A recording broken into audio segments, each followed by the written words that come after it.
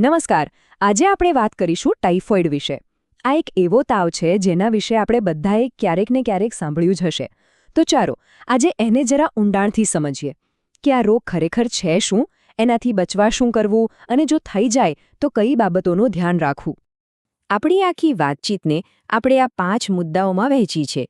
પહેલાં તો ટાઇફોઇડ શું છે, પછી એના કારણો અને લક્ષણો, નિદાન અને સારવાર કેવી રીતે થાય, બચાવ માટે કયા ઉપાયો છે અને છેલ્લે આહારમાં શું ધ્યાન રાખવું જોઈએ. તો ચાલો શરૂ કરીએ. તો આપણો પહેલો મુદ્દો ટાઇફોઇડ, એક ગંભીર ચેપ. ચાલો સૌથી પહેલા એ સમજીએ કે આ રોગ શું છે અને એ ફેલાય છે કેવી રીતે. તો ટાઇફોઇડ મૂળભૂત રીતે એક બેક્ટેરિયલ ઇન્ફેક્શન છે. એનું કારણ છે એક ખાસ પ્રકારના બેક્ટેરિયા જેનું નામ છે સેલ્મોનેલા ટાઇફી. હવે આ બેક્ટેરિયા આપણા શરીરમાં પહોંચે છે કેવી રીતે? તો મુખ્યત્વે દૂષિત પાણી અને ખોરાક દ્વારા. એકવાર શરીરમાં ગયા પછી એ સીધા જ આપણા પાચનતંત્રને નિશાન બનાવે છે. સારું, આપણને એ તો ખબર પડી ગઈ કે આ ચેપ બેક્ટેરિયાથી થાય છે. પણ હવે સવાલ એ થાય કે આ ચેપ લાગે છે કઈ રીતે અને એને ઓળખવો કેવી રીતે? એના લક્ષણો શું છે? જેમ આપણે વાત કરી, આ ચેપના મુખ્ય કારણો ખૂબ જ સામાન્ય છે. ગંદુ પાણી પીવાથી કે પછી બહારનો એવો ખોરાક ખાવાથી જે સ્વચ્છ રીતે ન બન્યો હોય. બીજું, આપણી આસપાસની અસ્વચ્છતા. અને હા, એક બહુ જ સામાન્ય પણ મહત્વની ભૂલ, જમતા પહેલાં બરાબર હાથ ન ધોવા. આ બધી રીતે બેક્ટેરિયાને શરીરમાં પ્રવેશવાનો મોકો મળી જાય છે.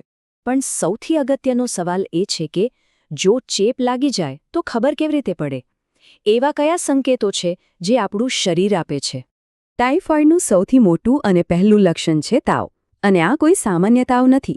આ તાવ 104 ડિગ્રી ફેરનહીટ જેટલો ઊંચો જઈ શકે છે. વિચારો, આ કેટલું ગંભીર હોઈ શકે છે. અને આ તાવ સતત રહે છે, ઉતરવાનું નામ નથી લેતો. અને વાત ખાલી તાવ પર નથી અટકતી.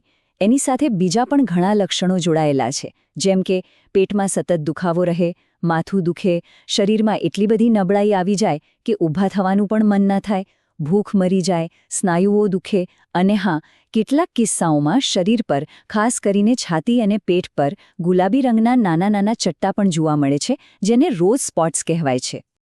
તો લક્ષણોની તો વાત થઈ ગઈ. હવે આગળ વધીએ અને સમજીએ કે જો આ લક્ષણો દેખાય તો નિદાન અને સાચી સારવાર માટે શું કરવું જોઈએ. જુઓ, લક્ષણોના આધારે ડૉક્ટરને શંકા તો જાય, પણ પાક્કી ખાતરી કરવા માટે લેબ ટેસ્ટ કરાવવો જરૂરી છે. આ માટે લોહીનો કે મળનો નમૂનો લેવામાં આવે છે, જેથી ખબર પડે કે શરીરમાં સાલ્મોનેલા ટાઇફી બેક્ટેરિયા છે કે નહીં. સાજા થવાની જે આખી પ્રક્રિયા છે એના 4 મુખ્ય પગલાં છે. સૌથી પહેલું અને સૌથી અગત્યનું, લક્ષણો દેખાય કે તરત જ ડૉક્ટર પાસે જવું. પછી ડૉક્ટરની સલાહ મુજબ જે પણ જરૂરી ટેસ્ટ હોય એ કરાવી લેવા. એકવાર નિદાન પાક્કું થઈ જાય એટલે એન્ટિબાયોટિક્સ શરૂ કરવામાં આવે છે.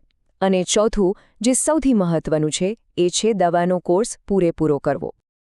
આ વાત પર ખાસ ભાર આપવો જરૂરી છે. ઘણા લોકો શું કરે છે, થોડું સારું લાગે એટલે દવા બંધ કરી દે છે, પણ આ બહુ મોટી ભૂલ છે. ડૉક્ટર જેટલા દિવસનો કોર્સ કહે એ પૂરો કરવો જ જોઈએ. જો તમે કોર્સ અધૂરો છોડશો તો બેક્ટેરિયા પૂરી રીતે મરશે નહીં અને રોગ પાછો ઉથલો મારી શકે છે, અને એ પણ કદાચ વધારે ગંભીર સ્વરૂપમાં. સારવાર તો છે જ, પણ એનાથી પણ સારી વાત શું છે? એ છે કે આપણે આ રોગને થતો જ અટકાવી શકીએ. ચાલો હવે એના પર વાત કરીએ. બચાવ માટેના નિયમો ખૂબ જ સરળ છે, જે આપણે રોજિંદા જીવનમાં અપનાવી શકીએ.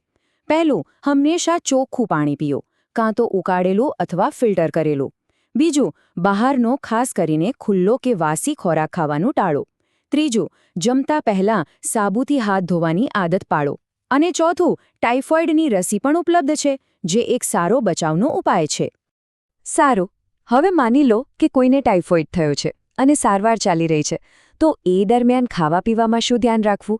કારણ કે સાજા થવામાં આહારનો બહુ મોટો ફાળો હોય છે.